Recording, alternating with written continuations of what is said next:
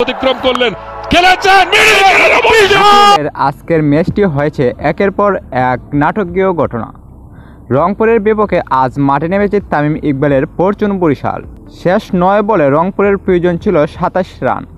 তখন নুরুল হাসানের এক বলে নাটকীয়ভাবে আউট হয়ে গিয়েছিলেন শেখ মেহেদী। এমন আউট হয়তোবা বিপিএলের ইতিহাসেও ঘটেনি। নুরুল হাসান সুহান রান নিতে গিয়ে ধাক্কা খায় জাহান্নাত খানের সাথে। তারপর আম্পায়ারের কাছে আবেদন জানান জাহান্নাত খান। আম্পায়ার তখন রিভিউ করে দেখে ধাক্কা লাগার কারণে কেসটি মিস হয়েছে। তখন আউট হন নাই নুরুল হাসান সুহান, তখন আউট হয়েছিলেন শেখ মেহেদী হাসান। কারণ জাহান্নাতের সাথে যদি নুরুল হাসানের ধাক্কা না লাগতো তাহলে কেসটি ধরে ফেলতেন তিনি এবং আউট হতেন শেখ মেহেদী।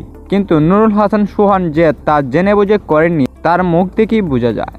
তাই তো রীতিমতো কেঁপে গেলেন নুরুল হাসান সুহান। তারপর লাস্ট ওভারে তামিম ইকবালদের যা খেলা দেখালেন নুরুল হাসান সুহান, যা সত্যি অসাধারণ প্রশংসনীয়। রীতিমতো অসম্ভব বই মনে করছিল সবাই, কিন্তু অসম্ভবকেই সম্ভব করে দিয়ে গেছেন নুরুল হাসান সুহান। কাইল মায়ার্স নিজেও কল্পনা করতে পারেনি যে এমন একটা ঘটনা ঘটতে পারে। কাইল মায়ার্সের প্রথম বলে 6, দ্বিতীয় বলে 4, তৃতীয় বলেও 4, চতুর্থ বলে 6 এবং পঞ্চম বলে 4 এবং শেষ বলে বিশাল এক 6 মেরে অবিশ্বাস্য এক জয় তুলে নিলেন রংপুর রাইডার্স। তো প্রিয় দর্শক, আরও বিস্তারিত জানতে সাথেই থাকুন।